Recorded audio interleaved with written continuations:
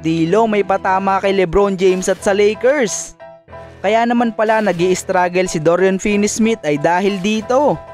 Pero kung bago ka pa lang sa aking channel mga idol ay huwag kakalimutan na mag-like at subscribe for more NBA updates. Maraming salamat po.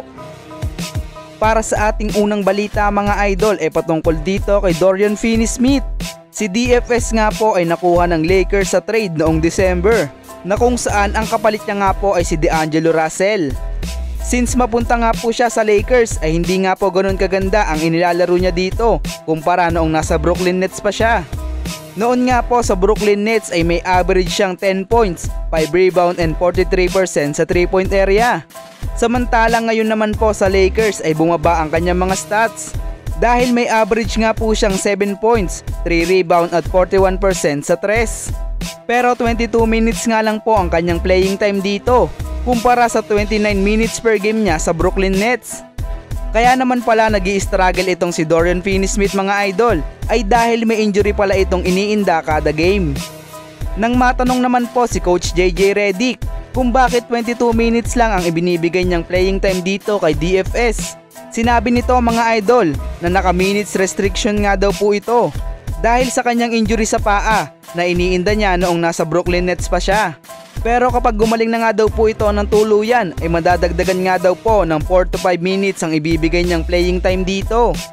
Ayan naman po pala ang dahilan ni DFS kaya ito nag-i-struggle ngayon sa Lakers. Anong masasabi nyo dito mga idol? Para naman po sa ating huling balita mga idol ay patungkol dito sa sinabi ni D'Angelo Russell.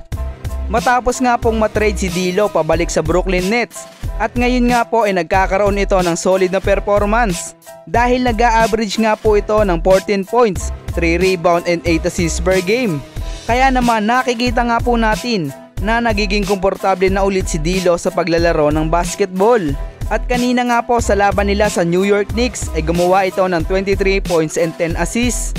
Pagkatapos nga po ng kanilang naging laban ay sinabi nito sa interview na hindi na nga daw po niya sasayangin pa ang pagkakataon na maging malaya ulit sa paglalaro ng basketball. Isang patama nga po ito kay LeBron James at sa Lakers dahil noong panahon niya nga po dito sa LA Lakers ay hindi niya magawa ng malaya kung ano man ang gusto niya dahil isang role player lang siya, nagagawin lang kung ano man ang inuutos ng kanilang coach. Pero may banat nga din po dyan ang mga Lakers fans. Sinabi nga po ng mga ito na nabigyan naman daw po ng pagkakataon si Dilo na ipakita ang kanyang tunay na laro. Ngunit ang problema nga lang daw po dito ay inconsistent ang laruan nito at liability nga din daw po ito pagdating sa depensa. Madaming beses nga daw po umasa ang Lakers na babawi ito sa playoffs, ngunit hindi nga daw po siya maramdaman dito. Kaya naman tama nga lang daw po na na-trade siya kapalit ng isang 3-and-D player. Anong masasabi nyo dito mga idol?